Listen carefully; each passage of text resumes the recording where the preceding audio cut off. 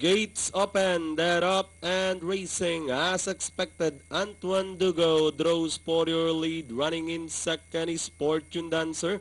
Copacabana is racing in third, then followed by Arvin Dugo. Running by the Rail Whistler and trailing the group is Winner's Lane. Past the last 900, Antoine Dugo in command, being chased on the outside by Copacabana.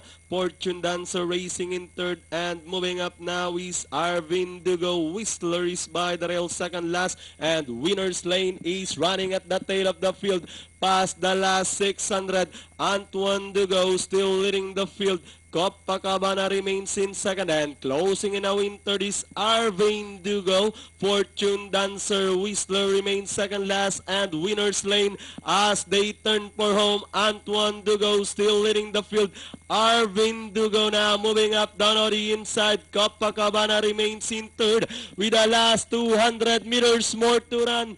This one, Antoine Dugo by about 2 lengths over Arvin Dugo in second with the last 75 meters more to run. From start to finish, it's Antoine Dugo. Second, Arvin Dugo. Number 6, Copacabana.